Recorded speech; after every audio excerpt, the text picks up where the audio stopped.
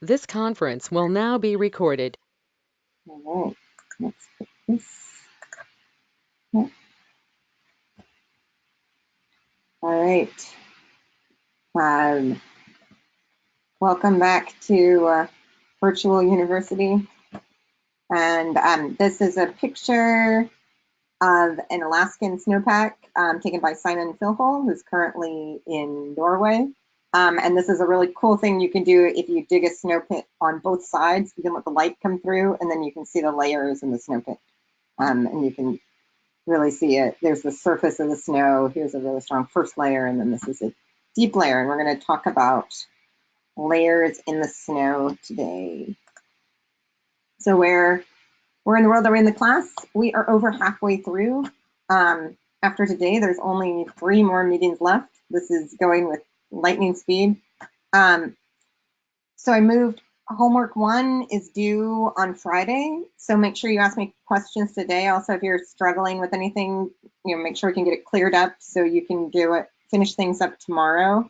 I know just from my own personal experience, you never want to be running a model on the day you want the results from it. Something bad will happen. Reading 2 is due next Monday, so hopefully you're also reading that paper.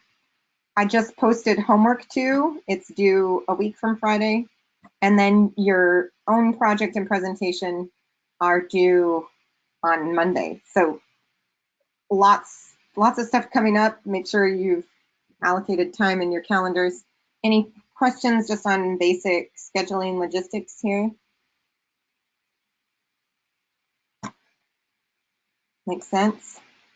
Okay, so I'm going to talk you through homework 2 is directly related to what we are doing today. So it is posted at hydropangeo.io. Note that homework 2 says homework 1 at some locations within it. Don't let that worry you. The main file is in the folder that says homework 2. This is just because I switched the order of the assignments this year with last year, and we didn't update absolutely everything. I want to make sure you know that anytime you run a Jordan simulation, it's JRDN is what you'll see in the notebook. That's based on Rachel Jordan's snowtherm model, and it has lots and lots and lots of layers. It will simulate, over 100 layers in your snowpack, and because it does that, it takes a long time. So the run may take a couple minutes. It doesn't mean that that the cloud computing broke. Just be patient and realize it might be slow. So as you probably already noticed doing homework 1, the gray numbers on the left show when there's a line of code that has actually been completed, when it's a number. When you see the little asterisks, that means it's currently evaluating. So as long as you see an asterisk next to when you're trying to execute something using the Jordan simulation, that means everything's good. What you're going to do is really just homework 2A about the snow layers. That's what's due for your homework. You have to turn in a week from this Friday. I'm going to talk you through some examples with CLM and with the Jordan scheme, which is the same as snowtherm. And then the rest you can do on your own or talking to friends. There are 2 other parts up there. There's homework 2B has experiments you can do with changing albedo. Homework 2C has experiments you can do with liquid water percolation.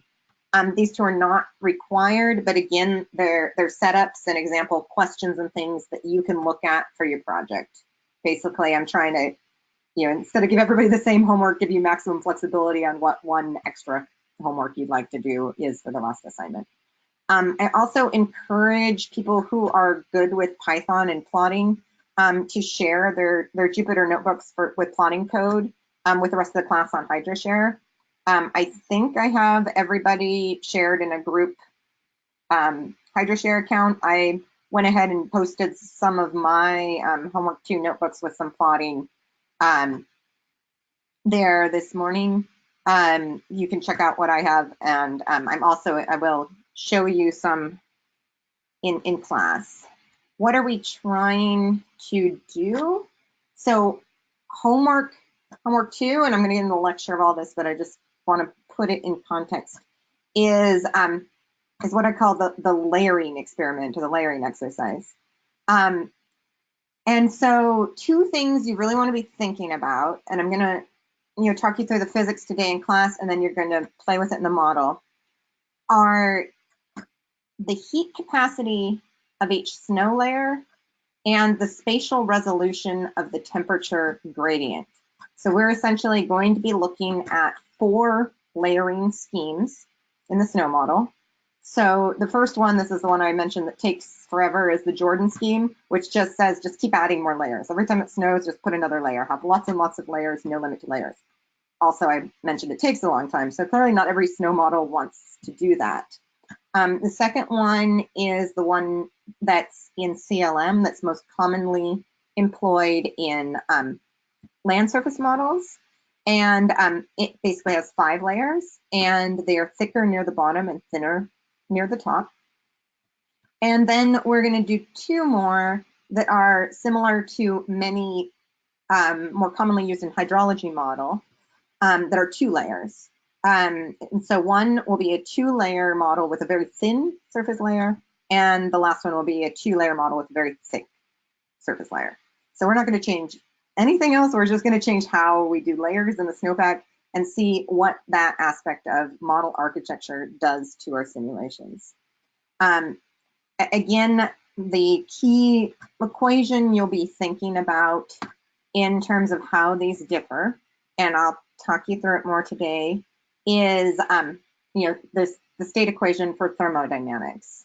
So the C is the specific conductivity of snow times the change in temperature of snow per unit time minus the change in heat due to melt-freeze cycle equals the gradient in the fluxes at the boundaries. And what we will be changing here really is for each layer, what's the actual mass of that layer? So how much heat is required to change the temperature of that layer? So if you have a thicker amount of mass, you need more energy to change its temperature.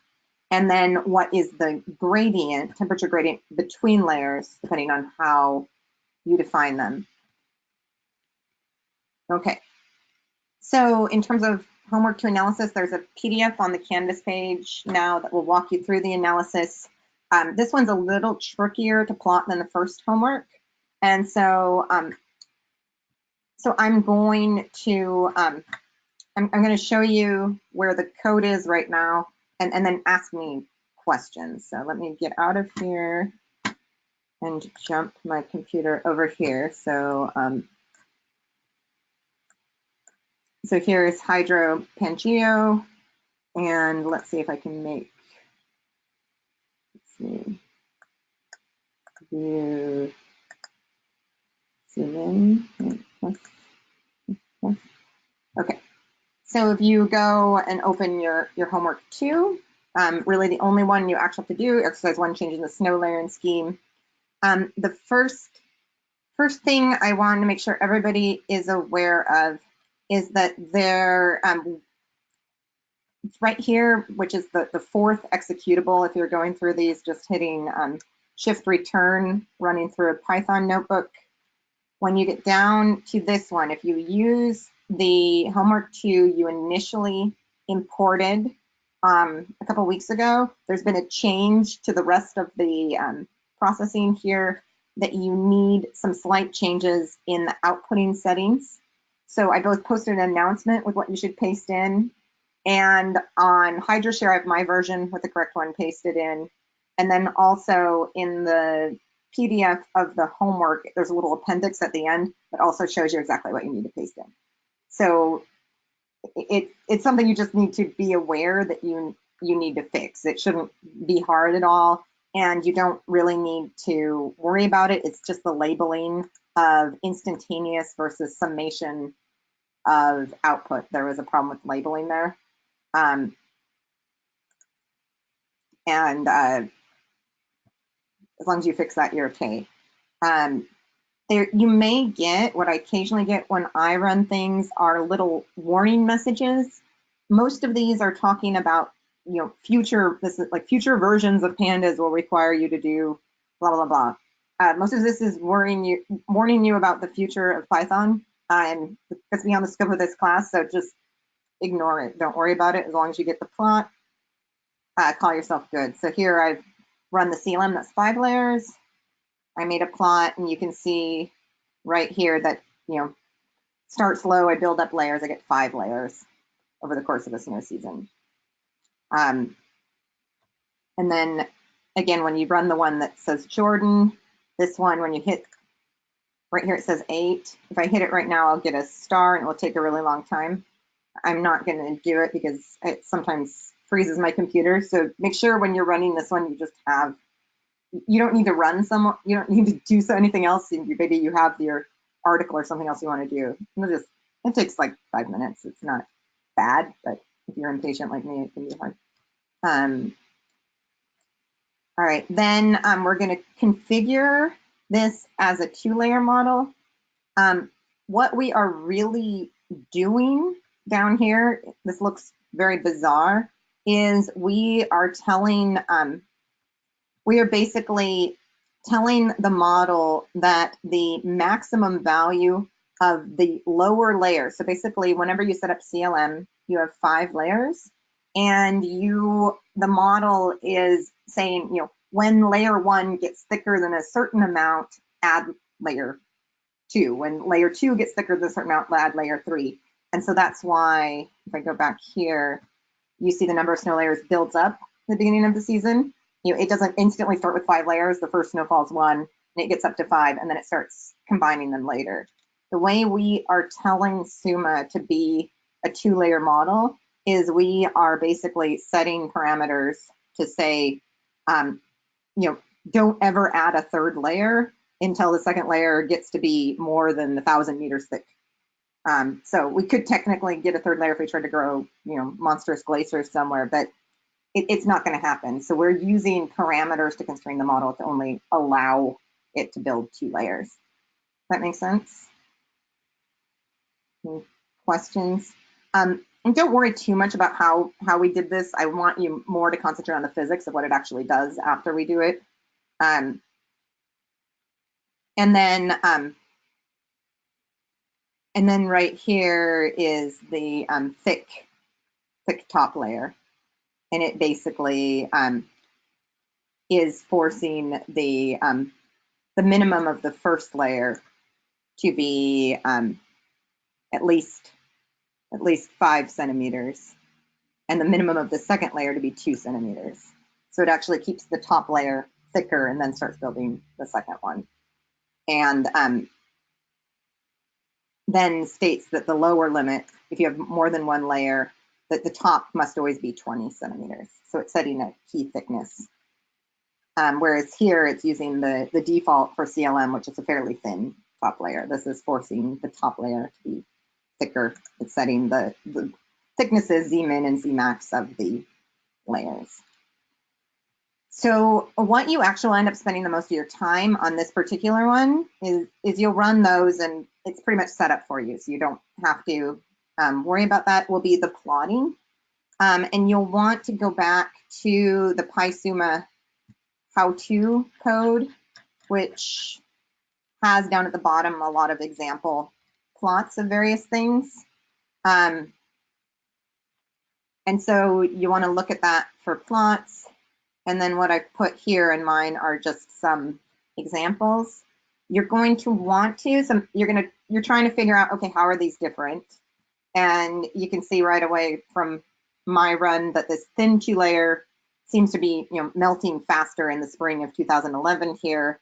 You want to do some diagnostics detective work and try to figure out like how and why.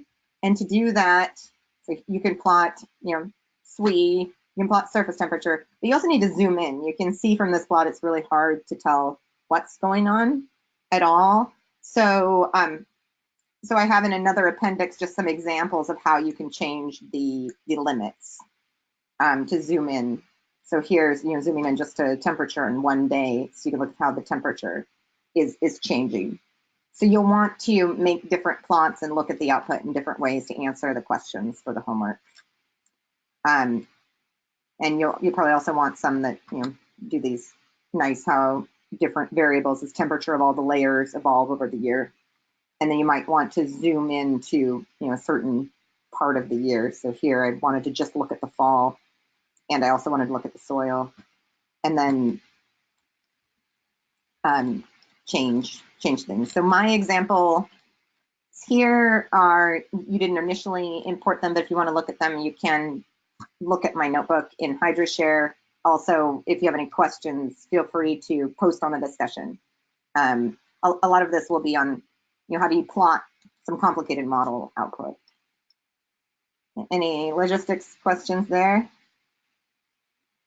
All right, let's go back to PowerPoint land. Okay. No questions? Everybody's quiet today? Okay.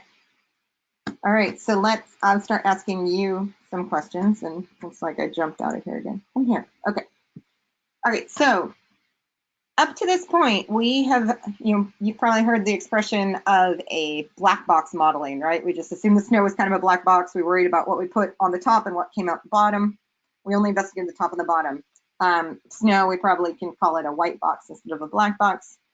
Now let's really figure out what's happening inside our box, right? We know that SUMA does this as a column, so we're thinking about, what is in our snow column. So let's start with just the simplest case of how we could build a snow model, right? We can have, melt appear at the top of the snowpack, forcing generates melt, and then we have water immediately flows out the bottom of the snowpack. And there's plenty of snow models that do exactly this. The inside just doesn't matter. When might this be an okay model, what I've just drawn here?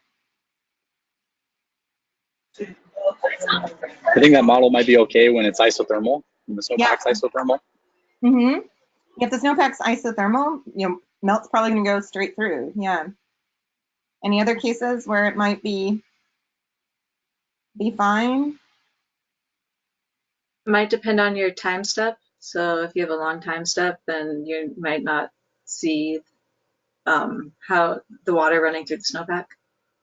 Yeah, if you only care about, snow over a day, so it's isothermal and you're not worried about diurnal timing of how long it takes water to get through. Over the course of the day, most will end up out. That's true, absolutely. And if it stays isothermal, you don't need to worry about things happening inside. Anything else? Thin snowpacks? Thin snowpacks? Yeah, I mean, if all you want, again, if you're not worried about like insulative properties of how much your thin snowpack is insulating your soil, then this would be fine. If you're actually worried about thermal transfer and not just melt transfer, you might actually want to do more with your thin snowpack. But probably for water resources, in a lot of cases, this is actually okay, right? Our temperature index model we showed at the beginning essentially does this, and a lot of the time it's not too bad. So just to give you a basic outline of what we're going to go over today, I'll start with what's related to your homework on layers. So we'll start with like a literature review. What do we know about different models with different layers? I will give you a little bit of background on snow grain evolution, and it's very little. You could actually study a whole class just on that. And then I'll talk about a little bit about model choices based on applications, because in all the choices you make, the model architecture is generally the hardest one to change in any given model. Generally, once you pick a model, you get the architecture that comes with that model.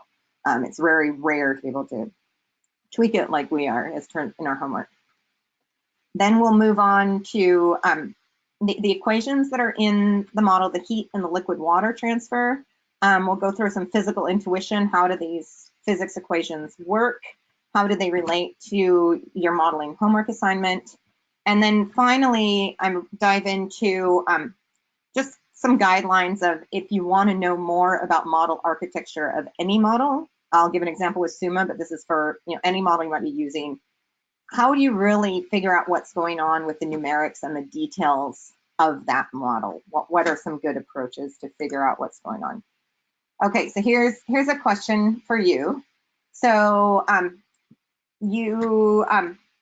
You can either write on a piece of scrap paper or hold up your fingers the number of layers you think your snow model should have if you are a hydrologist.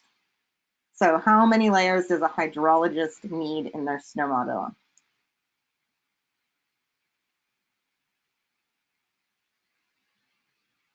We got 1, 2, 3, 2. Most people say 2 and 3. Okay. And is that just because most hydrologic models have 2 layers? Is that, or does somebody have another reason? Is it mostly based on what's out there, what you've seen, or anything else? Anyone want to say why they picked roughly 2 layers? Saw a few 3. My thought on 2 layers was just seems like it'd be important to have some separated interaction between the air and the snow surface. That'd be the top layer, and the bottom layer, some separated interaction between the snow and the ground. That makes sense. I think that's a decision most hydrologists made. Anybody else have a reason why you said 2 or 3? Somebody who had said 3 instead of 2 is the reason you added 1 more? Or? I'm not sure if I have speakers today. Can you guys hear me? I can hear you, yeah. Mm-hmm. Okay. I said 3, but I was also thinking like it could depend on like by region too, depending if it was a warmer climate or a colder climate. So which do you think needs more, warmer or colder? The colder climate would need more layers because of increasing snow throughout the year and increased snowpack. Maybe there's different layers throughout. Yeah, maybe like a thicker snowpack you think would want more layers, or just colder might have a stronger thermal gradient. Yeah. I think those are good reasons. So let's do it again now. Everybody pretend you are a climate scientist. So how many layers do you think your snow model should have if you're a climate scientist?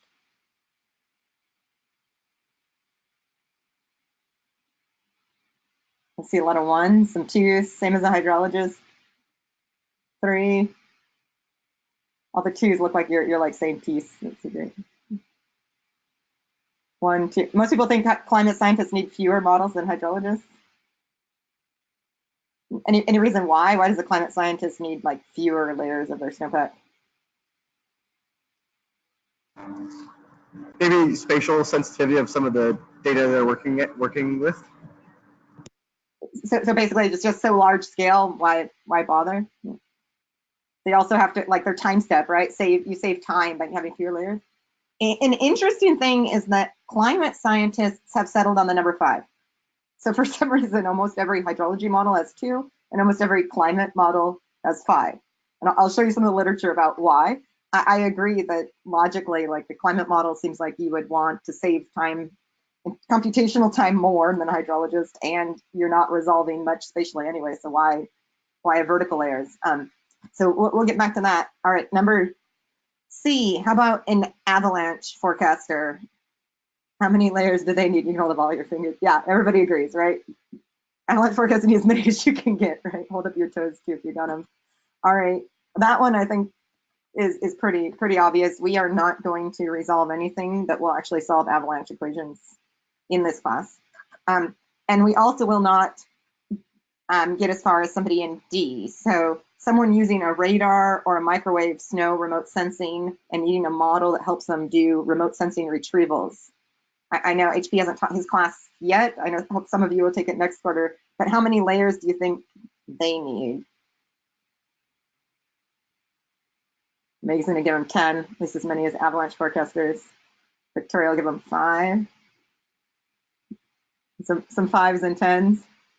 Most people agree they're probably on the upper side, right? This is a harder problem, and we know that that layers become more important in the radar and the microwave signals. So you at least need enough to get the layers. So part of our question couldn't be in doing the homework, like how, if it's somewhere between 5 and 100, you could look at the difference between those 2 simulations in the homework and think about what they're capturing, not capturing in terms of layers in the snowpack. So here's the answer from Charles Fierce, who is a he's done a lot of development on the snowpack model, which is a Swiss snow model. He's also an avalanche scientist at SLF in Davos, Switzerland. What he said hydrologists only need one layer because they always assume there's an isothermal snowpack anyway. And Omura 2001 shows that temperature index as a physical basis is fine. Remember, Charles is also an avalanche scientist, so he doesn't do a lot with hydrology models. Most climate models, in terms of GCM, global climate models, and RCM, regional climate models, have 5 layers, and the reason is because climate models really need to get the surface heat flux right. To get this heat flux right, they need to handle water percolation and phase changes, but 5 conserves computational cost. Avalanche formation, water percolation, thin ice layers, anything more complicated you want to do. His magic number was 201 layers. I think I tend to get 100 usually when I run snowtherm.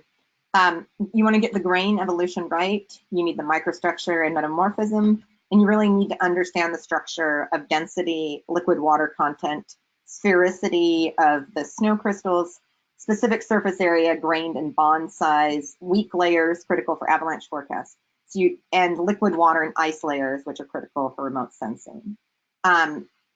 Again, over here, you need, for most of these applications, you actually need a model more complicated than SUMA. It does not evolve grains through time, but you can simulate 201 layers and look at everything other than grain growth and size. In terms of hydrology, just revisiting, how many layers do hydrology models actually have? Even though we know that models built for avalanche studies always have lots of layers, and these are called variable layer in the graphic here, which was put together by Justin Flug. It turns out that models for hydrology actually vary quite widely in their choice of layers. So DHSVM and VIC both have 2 layers. NOAA MP, which is the multi-physics model that's part of the National Water Model and part of WRF Hydro model, has 3 layers. Snow 17, this is the flood forecasting operational model developed by Eric Anderson, only has 1 layer. Glenn Liston's snow model can be set up as either a single layer or as variable layer. Last time I asked Glenn, he said he almost always just uses it in single layer mode because it saves time. Snowpack, again, is the avalanche one, is variable layer. SUMA, you can set it up as you want, so we'll just label it as variable layer. And UAB, which I know somebody in class is using the UAB developed by David Torbatten and Charlie Luce, is a single layer model. So anybody have any ideas why hydrologists vary so much in sort of what they decided was the best?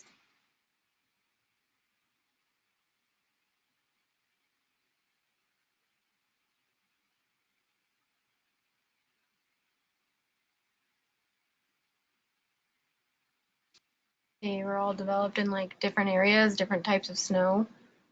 Yeah, different types of snow. Yeah, I think also hydrologists because they tend to focus on a basin, they tend to talk to other hydrologists less when developing their models than global climate model people because they need a supercomputer to run it. They're sort of forced to talk to each other more. So there just tends to be more homogeneity between what global climate model people do and what hydrologists do. It's more meta-analysis of humans than any real reason. So it doesn't make a difference. Is any layer is fine. What have people commented? So let's take a look at the literature on just some comparisons of models with different layers. So so on Monday I showed you some work that Carl Lepo did regarding turbulence of snow, and he was also interested in just the response of 2 models. So this, I'm showing the UEB, which I just showed you. This is 1 layer. It has something called a force restore surface temperature. So it has a infinitesimally thin surface layer that it allows the surface temperature to evolve with atmospheric fluxes. And then it has 1 just bulk layer that takes care of the rest of the snowpack. And then snowtherm, which is that's the Jordan one you will run in your homework, that has as many layers as you want. And he just perturbed the long wave forcing, just like your first assignment, and said, what did it do to these two models? And so the first, they both had, so you can see there's the black line is the baseline model, same place. They were both calibrated with baseline information. They both matched. And then just increasing and decreasing the amount of long wave radiation, everything else was the same. They could both simulate the basic SWE with the correct forcing, no problem. They both were given a prescribed biases and incoming long wave radiation. This is what you might do if you were to do a pseudo climate warming experiment. You could say there's more long wave radiation coming in, or you might just see what happens if my sensor is biased. And you can see right away that the UEB simulations are much more sensitive to these biases, right? But you know, the same change in snowtherm doesn't change what the snow does very much, but the change in UEB changes the snowpack response quite dramatically. It changes the surface temperature quite a bit, and it changes how much that snow melts. Anybody have any thoughts or ideas why?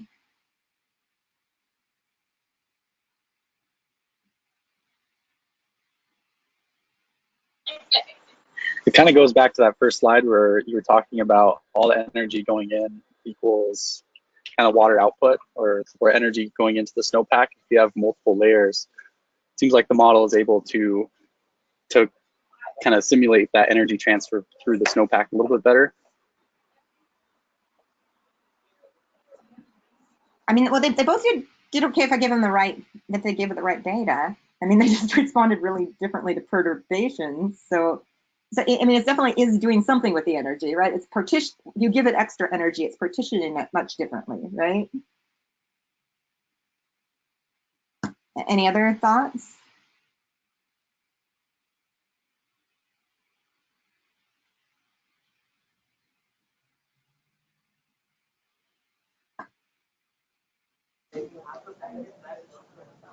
Kind of looks like in the UEB model, which is just a single layer, those perturbations take less time to propagate through the layer, whereas with the variable layers, it just takes more time for those perturbations to cascade through all the different layers, end up affecting the entire snowpack.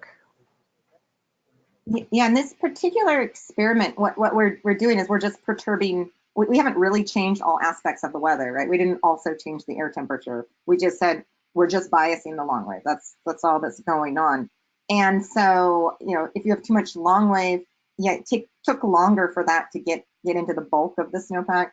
And the surface layers were also able to, you know, lose more to outgoing long wave radiation, and to have more sensible and latent heat flux adjust the temperature of the internal snowpack. So it actually ended up with, you know, other variables ended up quite different between it, sort of how it partitioned the energy varied quite a bit. It was we stared at this for a really long time. It wasn't intuitive. We didn't expect them to be so different. Another one, what I showed you on Monday, just to look at this again. So here's just a 2-layer model, and this is what Nicoletta Cristia is working on. And this is at Gaylor Pit. Here's a picture of Gaylor Pit in Yosemite National Park.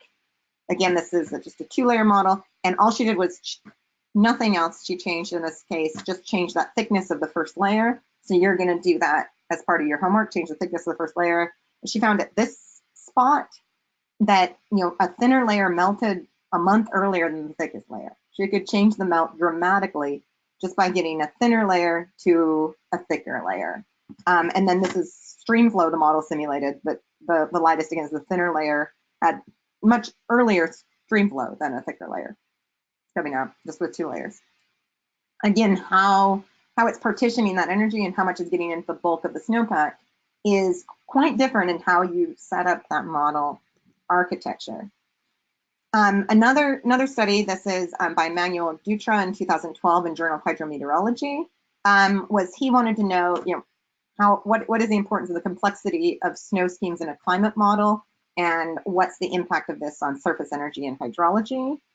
So in this one, they've got 3 snow models, and all models are coupled to the same atmospheric model. So this is over here. And the CTR model actually also has differences in liquid water representation, snow density, and albedo parameterizations. So it's not totally controlled experiment. There's some other ways. And the OPER and the ML3 models have the same other parameterizations and just vary in the number of layers. So you've got CTR and OPR both have 1 layer, but different representations of other things. And then OPER and ML3 basically just differ in the number of layers. So, do layers matter more or less than other things you might change? And this is their results. So first, they compare their simulations against data in Coldeport, France. If you're doing snow modeling studies, this site in France has an amazing data set. Then if you look over here at density, so the second column on the y-axis here is snow density. The density seems to improve more with the parameterization than with the number of layers. So again, remember that CTR, which is this gray line, had a different liquid water density parameterizations, and then OPER and ML3 matched each other. They seem to both do pretty good regardless of the number of layers. However, when you look over here at the snow water equivalent and the runoff, you actually see that adding 3 layers, that's the dark black line instead of the 1 layer, actually did better in terms of the timing of the snow melt and the runoff over the year, more so than changing the parameterization. So actually the number of layers mattered in this case. And so they argued at the end that you should have at least 3 layers. You shouldn't have 1. You can come to your own conclusion after the homework assignment. And I think the answer is it varies where you are. For our class, I just want to make sure I said one more time that we are only very briefly covering snow crystals and metamorphism, and we're definitely not covering how to model them. We are looking at thermal, liquid, frozen, and density aspects in the layered snowpack, which is really from a more hydrology perspective. If you are really into snow crystals and metamorphism, I do recommend that you try to go to snow school in France, because a lot of people there do that kind of work all the time. So let's think about crystals briefly, though, because they're a very important part of the snowpack. So Martin Schneebly is a material scientist by training. He works at SLF in Davos in Switzerland. And Schneebly actually means snowman, which I was very excited when I learned that. He's a snow expert. His last name means snowman. It was destiny. And here's just a link to his website. So what he says is, sintering in material science is used for hot materials, quote unquote hot. What does hot mean? Snow, by his definition, is a hot material. A hot material is something that has a homologous temperature greater than 0.6. Okay, what is a homologous temperature? For those of us who aren't material science, is something I would come up with, right? So the homologous temperature is a ratio of the actual temperature of the material to the melting temperature of the material. So examples, like the temperature, if a temperature of snow is negative 2.7 degrees C, its homologous temperature is 0.99, right? It's actually really, really close to its melting point.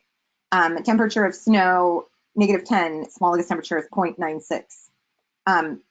Creep is when a material starts moving, that it's it's sort of in between a solid and a liquid, occurs in all materials with a homologous temperature greater than 0.4. So again, hot materials, as anything with homologous temperature greater than 0.6, you can see in the yellow over here, the ice only becomes a normal material on Mars. You have to be negative 109 degrees C, and then you get a homologous temperature of 0.6.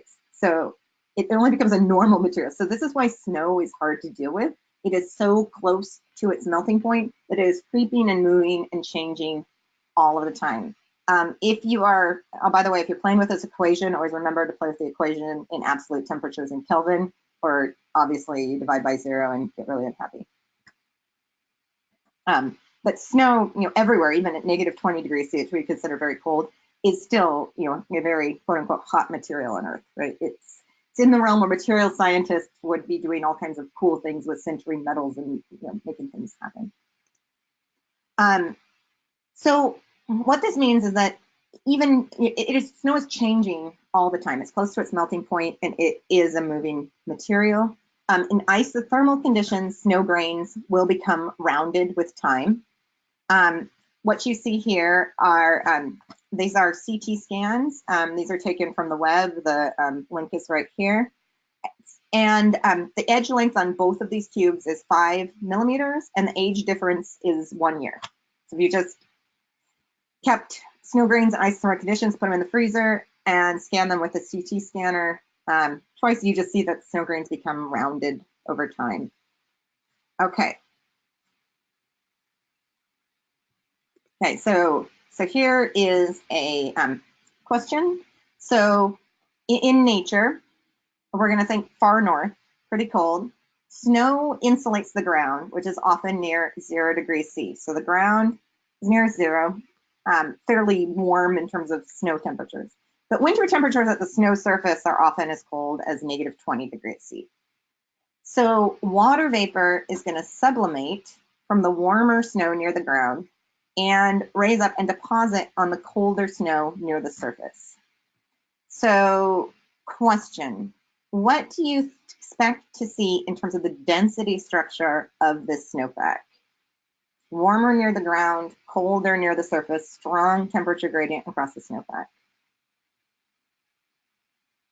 And want to venture a guess, or do you want to watch the movie first? Should be more dense on the ground. If it's sublimating on the ground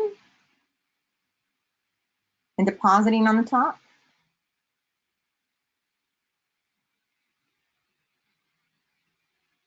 And compaction would make. I feel like.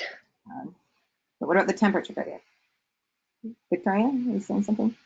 I was going to say, I think it's denser at the top if it's sublimating and then depositing higher up, then it would be colder at the bottom and warmer on the top. No. It's, by definition, I'm making it be colder at the top. Oh, my bad. Denser, right? You think less dense on the bottom and denser on the top. Yeah. Yeah. Let's watch a video. We'll see what we think here. So this is again they have a nice laboratory in SLF in Davos where they have a cold lab and a CT scanner. And here they have a gradient like I've described. They have near 0°C at the bottom, and they have -20°C at the top. And they are doing CT scans through time, and you can see the crystals growing and changing here, and you can actually see the formation of depth hoar. Escape. So in this case, if it is temperature driven, Victoria has it. I think Chris is thinking of a Pacific Northwest snowpack that's just so deep, compaction is going to make it denser. But in a shallow snowpack with a strong temperature gradient, you'll get what's called depth hoar at the bottom, which is very, very low density snow. This is a problem for avalanche forecasting where it can slide across, and you actually get denser snow at the surface. So here's a picture of that kind of snow. This is a slide from Florent Domine, and I pronounce French names horribly, so please forgive me. And here's a picture. So this is on Bylot Island in Eastern Canada, and this is what Florent calls a typical Arctic snowpack. So it's not very deep, right? It's roughly 20 centimeters total here. And you can see at the bottom, there's a strong temperature gradient. Across here, it's much colder on the top than the bottom. You can see depth hoar. Visible in this picture. That's kind of if you punch your hand into this snowpack, it's just all going to disintegrate. And then this is a microscopic view of the depth hoar. And then at the top, you have a wind slab, where in addition to that gradient of vapor depositing, you also have the wind packing the snow more on the surface. And so the density structure of an Arctic snowpack is often the opposite of what you might see in a more maritime snowpack, denser on the surface. How is this working? Again, the temperature gradient creates a gradient in the water vapor partial pressure. So this is just the saturated pressure over ice at showing here about -8 degrees. It's 344 Pascal. It's really cold, Arctic surface, it's 18 Pascal. Gradient tends to move from, from lower pressure. The partial pressure creates a water vapor flux. And here you can see the flux is related to the water vapor pressure change with depth. So it's going to move from an area of higher pressure to an area of lower pressure. So again, this is very cold surface. Am I playing music or is that somebody else?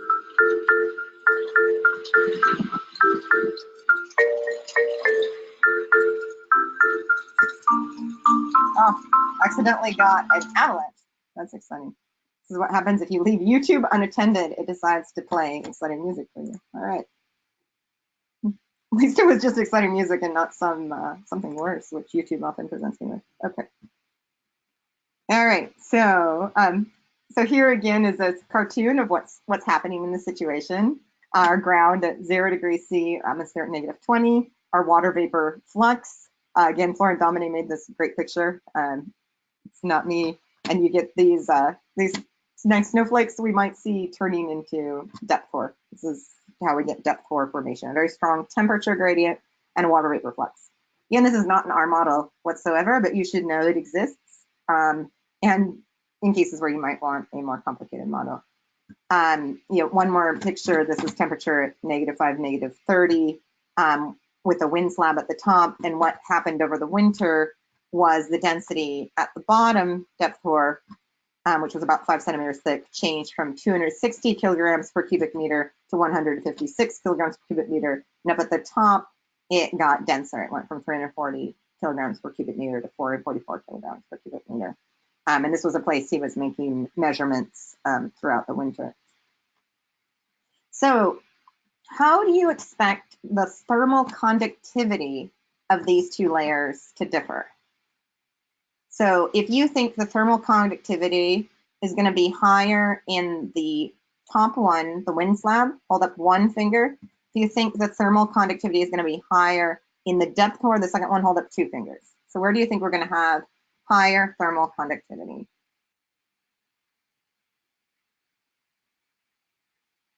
I think people are pretty divided. So somebody who is holding up a 1, explain your reasoning.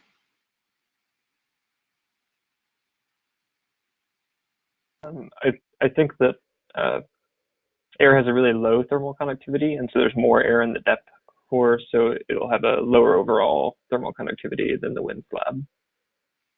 Okay, and somebody who's holding up 2, what are your thoughts?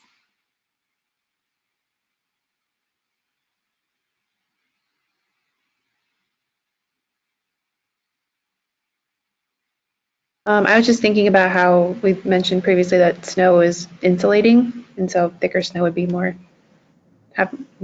create more insulation of heat, trapping heat, than less dense snow. But which one's denser of the 2 layers? The top one. So you're saying the denser one probably. You think the denser is more insulating? It won't have as great of thermal conductivity because it's more insulating. Okay. So I think one thing might be just definition of thermal conductivity. So thermal conductivity just means per unit thickness. So it's a intrinsic property irrespective of depth. So you don't want to think about it so much.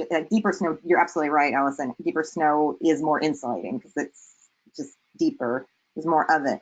But thermal conductivity is a property of the material, and air is the least conductive, one of the least conductive things we have. So the more air you have in your snowpack, the more insulating it actually is. So the thermal conduct per unit depth, right? And more depth obviously is more insulating, but per unit depth, the depth is going to have the lower thermal conductivity. The wind slab will have the higher thermal conductivity, just as a function of less airspace.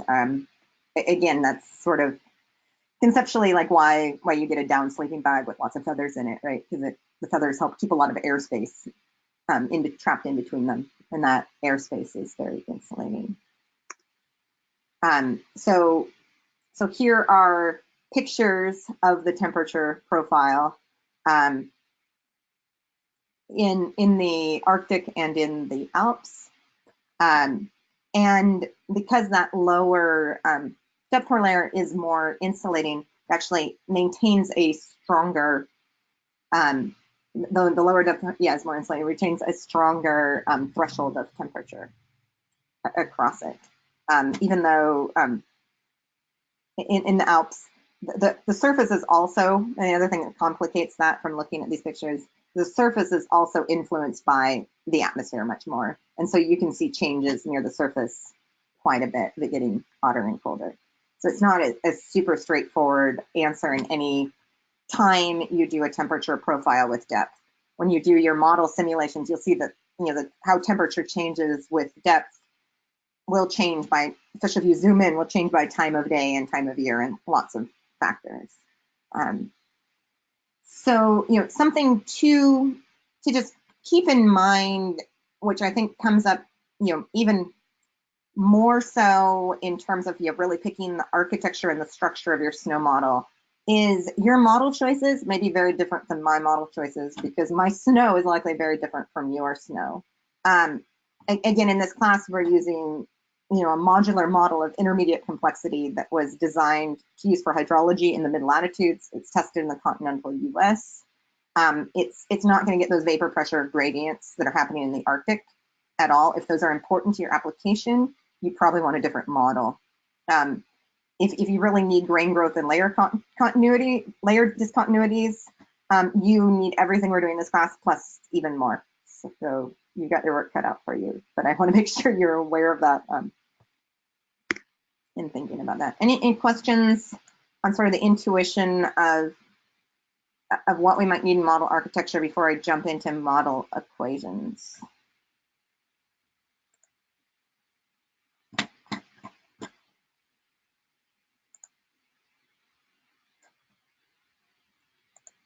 All right.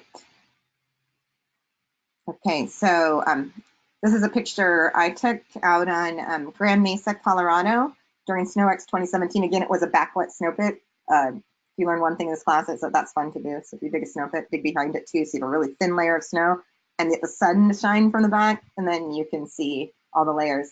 This layer up at the top here is, again, something that our model absolutely doesn't do. This is a layer that was compacted due to a snowmobile going across the top. So it's snowmobile track compaction in near surface layers of the snowpack, which looks cool. Probably not essential to model, but I'm not doing it. All right, so remember from week 1, I showed you a whole bunch of equations and I said I'll get back to this, and we'll look at these equations more carefully later. So let's go back to staring at these governing equations. So this was the first one. This is something, this is basic physics, right? We've talked a bit about, parameters, parameterizations. A lot of those are things that we're not even sure what the absolute best equation is. This is basic thermodynamics heat plate equation, right? But everybody agrees this is the right formulation, right?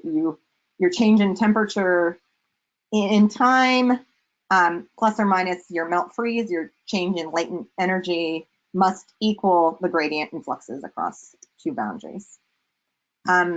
Also, in terms of hydrology, these are just your fundamental conservation of mass, conservation of energy. So your volumetric liquid water content means that any time rate of change in the liquid water you have, plus any conversion between liquid and ice, melt freeze, must equal the fluxes across the boundaries, plus any loss to evaporation. and the volumetric ice content must be equal to a time rate of change in ice content. And what you see here is that what you didn't see was it the liquid water density, is that everything's being normalized for that. Here you have the ratio of ice to liquid water, and minus melt freeze cycles, just changing from your second line equation here to the third line equation. Plus there's compaction. This is changes in time that will change your volumetric content. So if you compact it per unit volume, your ice is going to go up in unit time. Has to equal however much snow is going in minus out, plus snow at the boundaries. All this, I find most people kind of say yes, yes, yes, and tune out. Some people do better than others at reading equations, but I think the majority of us are like, wait, what does that mean? We need to break it down. A few notes, and then I'm going to break it down. All of the fluxes, as you guys noted when you read the SUMA paper, they're only defined in the vertical dimension. There is no lateral exchange of water or energy among elements next to each other. We know this isn't true, but this is a simplifying assumption. That means that all of the fluxes are defined in Z. There's nothing on the side. You can't lose energy or water out the side. It's an idealized world. Again, if you were to do like a fluid mechanics control volume, you could have fluxes from all sides. We know that's true. Spatial variability can be represented through spatial variability in the model forcing and spatial variability in model parameters, but not through lateral exchange. These governing equations are true for almost all snow models. A few definitions when you're looking at that is you see throughout the model this theta sub k. The control volumes in the model are represented as a mixture of constituents. So this is right from what you read as your first reading assignment, where theta sub k is the volumetric fraction of the kth constituent. So this is the fraction. So in snow, air plus ice plus water has to equal 1. If you get down in the soil, then you can define it as soil plus air plus water equals 1. Plus you could also add ice, right? You could add more things in your volumetric soil. So these are all defined as fractions per unit volume. The bulk density of a constituent K, which is the mass per unit volume, is related to the intrinsic density as the intrinsic density, which that's, again, for liquid, 1,000 kilograms per meter cubed times the fraction of the volume. That's going to give you the bulk density, right? It's the density of that piece times the fraction it is of the whole thing. So, if you had half water and half air, your bulk density would be, half of that, 500 kilograms per meter cubed. Everybody follow the definitions? This is where all the equations are coming from in the model. Okay, so let's start, because I think most of us probably in basic physics did most with like thermodynamics and the heat equation. So first, let's simplify it, and let's assume we have a cold snowpack and no phase changes. So if we simplify that, what can we get rid of? What can we toss out from this equation? The melt freeze, the second part. Exactly, yeah. All right, so that's simpler, right? Now this should look even more like the heat equation to you, right? So our specific heat capacity, change in temperature, must equal the changes in the fluxes across the boundary, right? The gradient in fluxes with height, because again, we're doing one-dimensional, just the z direction. Okay, so now we have a homogeneous single-layer snowpack, and we have a flux of energy in the top of this snowpack and a flux of energy out the bottom of the snowpack. So this is what you may remember from physics, the boundary value problem. Again, remember in SUMA, Z is positive down. And so our specific heat capacity, times our change in the snow temperature per unit time, has to equal the negative of the flux of energy out minus the flux of energy in. Or you can reverse that of flux of energy in minus flux of energy out equals a change in internal temperature of the snowpack. Everybody agree with me so far? Okay, so quick quiz if anybody remembers physics. If you don't, there's no penalty for not remembering it. This is something I always forget. And if you can also remember how to pronounce these names, I can pronounce them horribly. I always pronounce them wrong. Is this a Neumann or a Dirichlet boundary condition? Probably with bad pronunciation. Anyone?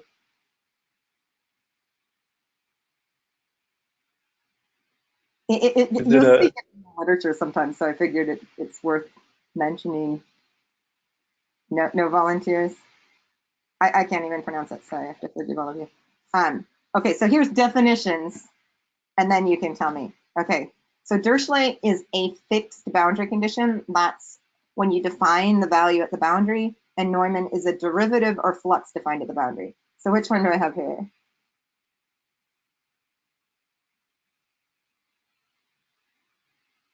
Neumann. Yes, absolutely.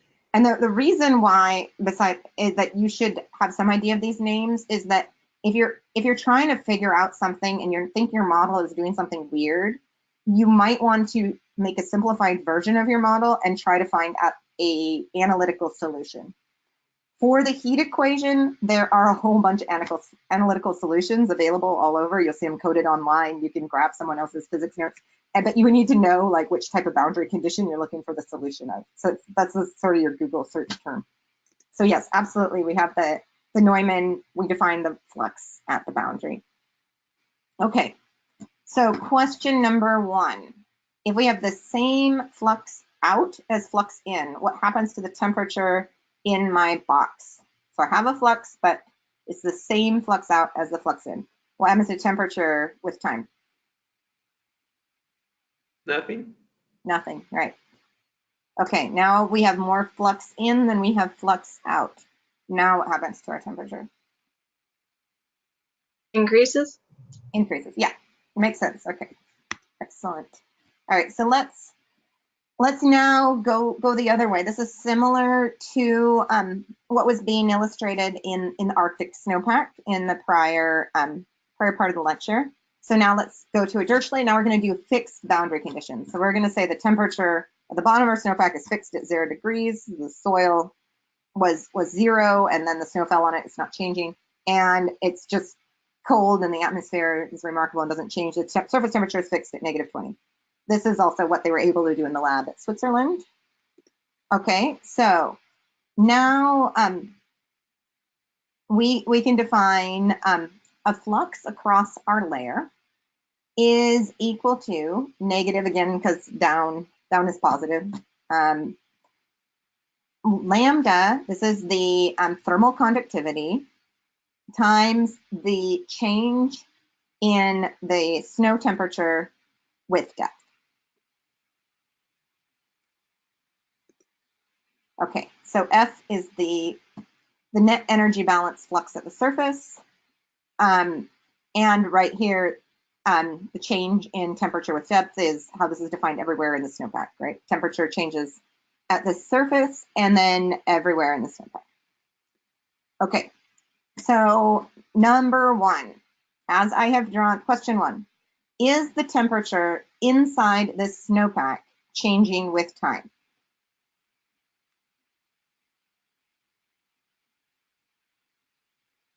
I see a lot of no's. Okay, so it's not changing in time. Is the temperature in the snowpack changing with depth? Yes. Okay, so on some piece of scratch paper or in your head or imaginary on your screen, draw what you think the temperature profile inside the snowpack looks like.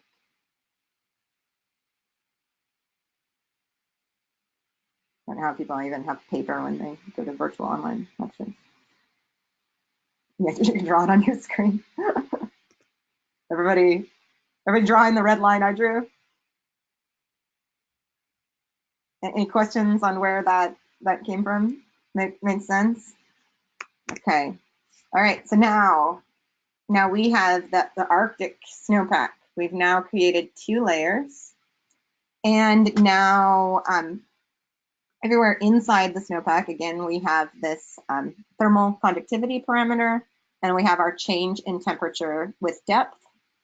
Again, the temperature at the top is fixed at -20 degrees C. Temperature at the bottom is fixed at 0 degrees C. And now we have 2 layers. For simplicity, we're going to presume they have absolutely the same thickness. Hopefully that looks the same thickness to you. The Arctic snowpack, the thermal conductivity of the lower one has a depth 4, is much less than the thermal conductivity of the upper one, which is our wind slab. Okay, so question number 1, as I have drawn this, is the temperature inside this snowpack changing with time? See more shaking heads. Everybody agrees not changing with time, right? Once I fix the boundary conditions, it can't change. Okay, now this one you might need a piece of paper more than the prior one. Draw the temperature profile inside this snowpack.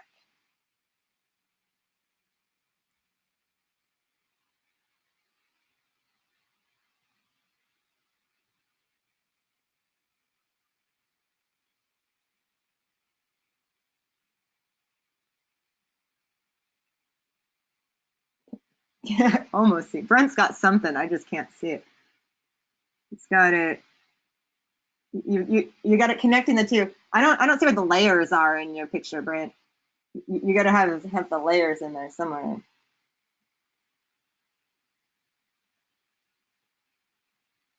Chris has got one. All right, Chris has got the layer. There we go. There we go. Okay, there. You guys are all converging. Excellent. So, for people who are wanting a little more hints, the boundaries are fixed. Temperatures are not changed. The fluxes have to be constant. If we let T sub I equal the temperature at the interface, this would be our equation, right? That because the fluxes are constant, that the temperature gradient for layer 1 and for layer 2 would have to be equal because they are the same thickness. You can get rid of delta Z, which then gives you the temperature change from the surface to the interface times lambda 1 is equal the temperature change from the bottom of the interface times lambda 2. We know lambda 2 is much less than lambda 1, which makes us draw something like this. Any questions? Everybody follow?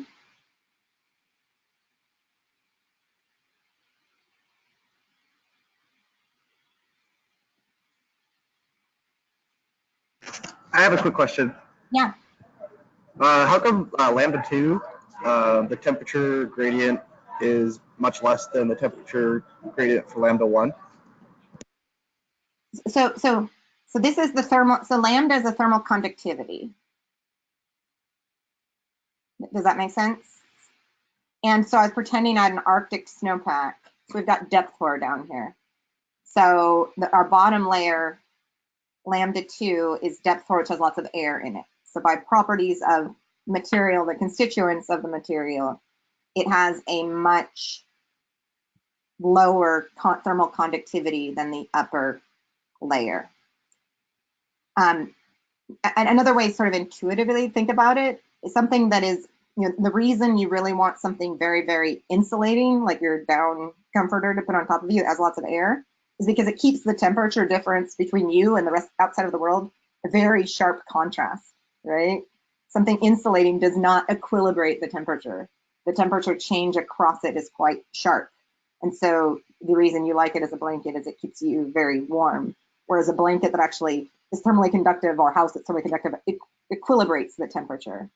So that's part of what you're seeing is that the temperature difference is much less. If you like just math better than in intuition, you really see just by solving the equation over here that if lambda 2 is less than lambda 1, then T bottom minus Ti has to be bigger than Ti minus T sub is. And how you would draw that actually depends on it it depends, you know, on how much they're bigger, right? Where I drew it was pretty empirically. I mean, another thing to think about in terms of this is that, you know, what I think a lot of you were drawing was a bigger change in temperature near the surface, was more intuition about, you know, snowpacks that aren't Arctic snowpacks. I think more people here are from continental regions where the density contrasts are not as big in the snowpack. And also the temperature is almost never fixed anywhere, right? The Arctic, sometimes it is because the sun goes down and is gone for a long time, and it really is, you know, negative something for a long time. Mid latitudes, you know, we have this diurnal temperature, which is changing the near surface because the flux of that near surface layer is changing all the time. Does that make sense? So we often see, you know, a lot of fluctuations in the near surface temperatures from the ones deeper because it's not in a state of equilibrium. I've drawn, just for simplified cases, a snowpack in equilibrium. In terms of just thermal concepts, the Arctic snowpack's a little bit simpler than what's going on. Okay, so for the layering exercise, homework 2, you want to think about this equation. So we just did some, you know, some conceptual ideas thinking about it, and you want to think about what is going on. Now you're going to have a much more complicated case. You are going to look at a mid-latitude snowpack, evolving to be fairly deep snowpack, and you want to think about, you know, what does it take to, you've got the fluxes at the boundaries, they're going to be changing, and you also may have some melt freeze going on. But the heat capacity of each layer is going to depend on how thick that layer is. So a thicker surface layer is going to have a, you know, bigger heat capacity, which means that the same amount of energy will change the temperature less. That makes sense? So this, if there's no flux at the bottom, you only have flux in the top. This flux of energy in will have a change in temperature per unit time that is smaller if the heat capacity is higher. Heat capacity is a function of how much total mass of water you have there. Okay, and so you're going to try to figure out how well are adjustments to the heat equation and consequent melt, freeze, snow evolution represented as a function of the number and thickness of layers.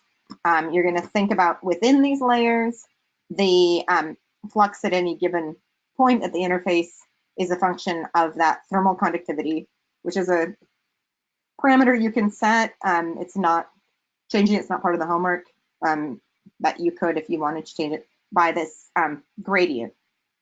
And the gradient delta Z that it can be resolved is a function of how far apart these layers are from each other. So just before you start, anyone have any thoughts of what aspects of the snow simulation do you think are going to be most sensitive to the number of layers? Maybe based on what I've showed you so far, what are things you might want to start plotting? Surface temperature? Surface temperature? Yep, surface temperature is probably going to make a difference. Absolutely. What else? Melt timing? Melt timing? Mm-hmm. Yeah, you could see that in the graph I showed you, right? That one of them was different, and Nicoletta's results show that. How thick maybe your layers are? Well, we're controlling that, right? We're kind of. Oh, I thought it just said the number of layers. Oh yeah, you're right. The number of layers will control how thick they are. Yeah, if you have fewer layers, they're going to get thicker. Absolutely, you're right. You're absolutely right. Mm-hmm.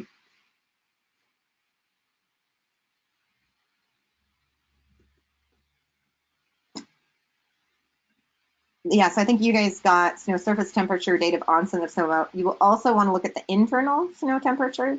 How is that evolving through time? And there are plotting code provided that can let you can do sort of evolution and in time of all the different layers and their temperatures with color. Also, you know, the fate of rain on snow will likely matter. I'm not sure if the years we have selected have a rain on snow event in them, but definitely your internal snowpack temperature will control whether rain on snow will freeze inside or go all the way through. For this assignment this year, last year we did Reynolds Creek, and if people are curious, you can for your independent assignment, you could run the same exact experiment at a different site if you want to. We are going to run our homework at the Q site. This is in at the Mammoth Mountain Ski Resort in the Sierra Nevada, California. The data are described in 2 papers by Ned Baer. They're posted in the reading section. You can also go look at the data, the raw data at snow.ucsb.edu. This is Ned and Jeff Dozier's site. This is a picture from one of those papers showing where in the world it is. Here it is sort of in the middle of the Sierra Nevada, and here it is on Mammoth Mountain. Here's a picture of the site with, I don't know, a bunch of people getting ready to climb up the tower. They have all kinds of cool toys here, anemometers, webcams, sonic anemometer, snow depth pinger, a radiometer boom that they actually raise and lower over the snowpack to try to get the albedo exactly right. And they also have a LiDAR scanner that scans how the snow evolves over the years. For your homework, I don't ask you to plot the real data as well, because there's so much going on once you start doing layer simulations. I'm only asking you to just look at what the difference is between them. How does the model simulations vary? But if you're curious, I can. You have the data, you have observational data. You could compare it to the actual observations, and the observations are in the folder. You will import a Q's folder that has all the data from that, has the foreseen data and the observations if you want to compare them. But you're not required, so if you're feeling overwhelmed, don't worry about it. All right. So, so to continue on the basic state equations, beyond conservation of energy, we need conservation of mass. In snow, we're always going back and forth because the energy equation is changing the state of our snowpack. So you'll see again in the SUMA model, this capital omega of snow, your total mass. Total mass is defined as a volumetric fraction of liquid in the snow plus the volumetric fraction of ice in the snow, which is where liquid is 1,000 kilograms per cubic meter cubed. You need the density of ice to the ratio of the density of liquid to normalize the mass. The change in this per unit time is similar for flux in minus flux out, with an addition of fluxes that may not be resolved in the vertical because they're basically leaving the control volume. Basically, the melt water is tracked as a flux out the bottom, and evaporation or sublimation is considered a loss term out the top. The gradient is moving things in the positive direction down, and evaporation and sublimation is considered a loss term. Also, the reason these go together is our phase change, right? That our latent heat of fusion of our change in liquid water per unit time is going to equal our conversion from water to ice. When we're thinking about volume, the reason we're thinking in this model of volumetric contingencies is you could have one spot of snow and have just a you could have some fraction of the liquid change to ice, and you essentially densify your snow, right? It doesn't have to all fall out the bottom. You just have some freeze or thaw and just have some more or less liquid sitting there independently of the flux down. Does that make sense? Kind of. Okay. So in terms of these equations of the movement of the liquid and frozen water, the conversion between liquid and frozen water, this was an interesting story. So this is a graphic by Justin Flug, who's a PhD student at the University of Washington. And so he was trying to model snow at Bucking Horse Snow Pillow, which is out on the Olympic Peninsula. And the Olympic Peninsula is northwest corner of the continental U.S. It's where we have extratropical rainforest, the probably rainiest, wettest spot in the lower 48 Hawaii winds overall, but rainy spot in the lower 48. And he observed SWE at Bucking Horse Snow Pillow. And then he saw that Ryan Currier, another PhD student, had used the STUMA model and modeled SWE perfectly. And he said, great, like we know how to do this. We use the same forcing data that Ryan used, because we know from homework 1 that you got to get the right forcing data. And then he ran Glenn Liston's snow model. And he found that his simulation had 190 centimeters difference in peak SWE, which ends up being about 3.8 meters difference in snow depth.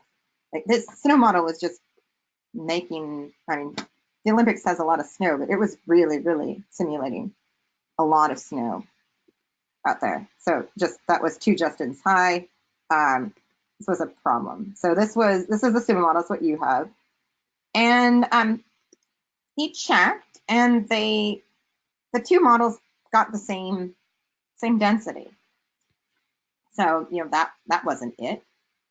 But they seemed to be simulating runoff at very different times. So this is cumulative runoff out the bottom of the snowpack. So could somebody tell me, what do you think is going on here? What is one model doing differently from the other model that turns out to be problematic? The other thing you can see here is at our site is along the top here, everywhere is red. This is precipitation in centimeters per hour. Going down, this is rain. And on the bottom, this is snowfall. So this is an interesting site. It's very maritime. It snows all winter, but also rains on the snow all winter. So what do you think is going on between these 2 models? Any ideas?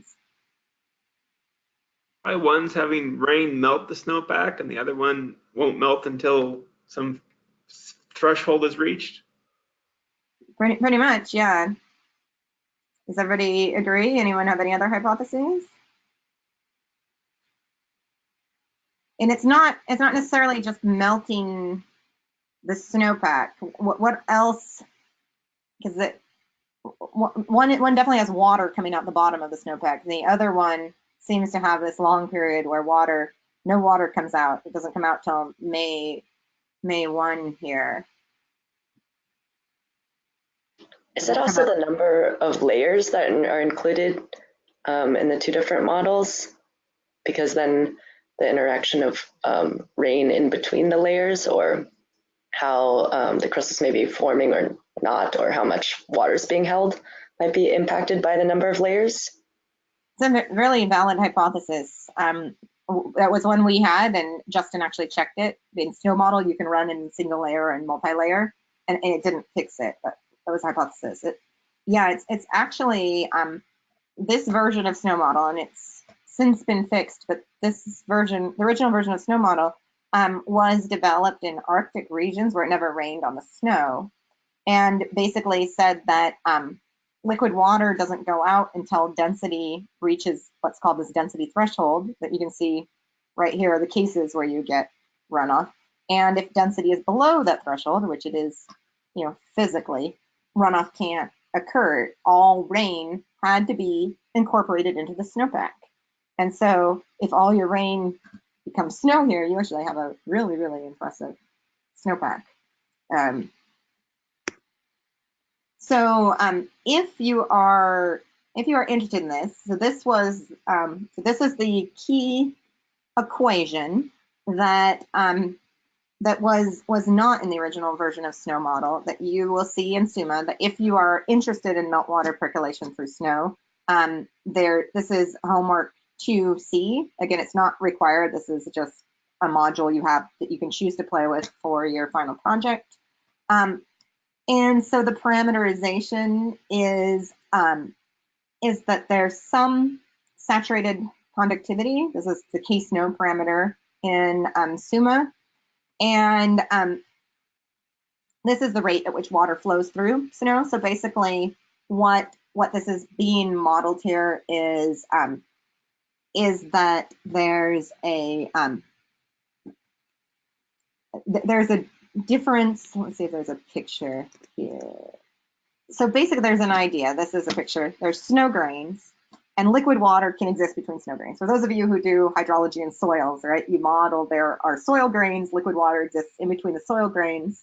There's some capillary retention that holds a certain amount of liquid water, right? That just because the space between the grains is small, certain amount of liquid water is still liquid, it's not frozen, but it can be resist against falling down by gravity. Then there, beyond that sort of residual capillary retention, there is gravity drainage of liquid water between the snow grains, and that this goes through, like in soil, his representation here is a function of the hydraulic conductivity. So this is really saying what here is, this is the ratio of how much liquid water you have versus how much can be held against capillary retention. That's your F capillary parameter, you can say, set. You can say this is how much I think can be held from capillary retention. There's a meltwater exponent, which is basically empirically people sending water through soil columns found that the rate at which water moved through was a function of how much volumetric content you had above the capillary retention to some power, which you can change that parameter because it also was uncertain exactly what it was. And then you can change the velocity parameter, which sort of how fast does it drain through. These were less important than the fact that you just had some way in the snow model that let water drain through. You'll also find that if you go and look at a whole lot of snow models, they actually have quite different ideas about the percolation scheme of how water moves through snow.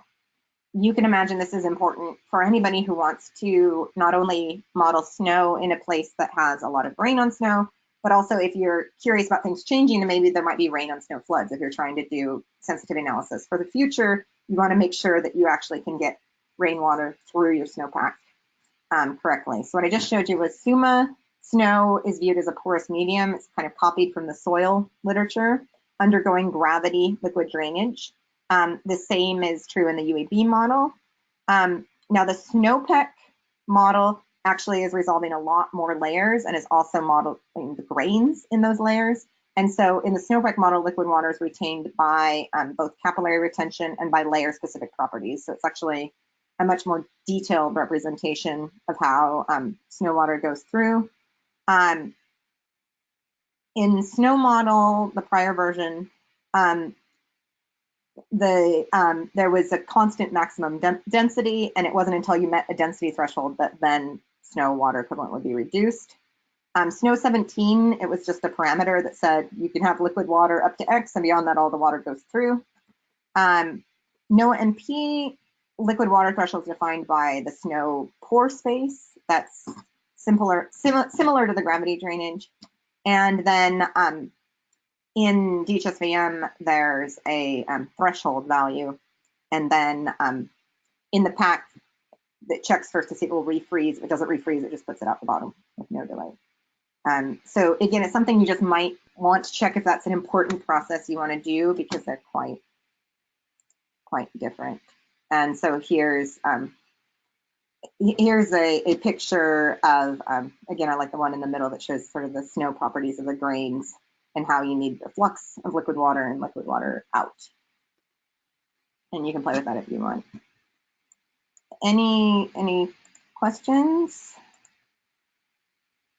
Okay, so I think I have 2 minutes left. So in 2 minutes, what I want to show you is just that there's no details here you have to remember. It's more a technique of discovering things in any model.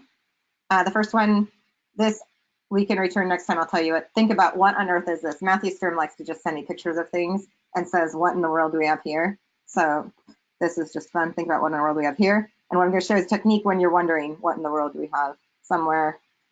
Heat equation, this is just if you want more codes, it's a good way to kind of diagnose your thinking. In the interest of time, I'm going to jump over discretization and talk about how do you look under the hood. So you can see right away that these models are complicated. These models are all different. You're grabbing a model. You may not know what's going on. Very few papers actually will tell you, even in the descriptive papers, the model, all things that are going on. To learn more about a lot of things, you have to open the source code. If you want to get the SUMA source code, you can access this in GitHub. Follow the link to the read the docs in the setup assignment. You can download all the source code. You'll see for SUMA, there are a whole bunch of .f90 files. So basically SUMA is written in Fortran 90.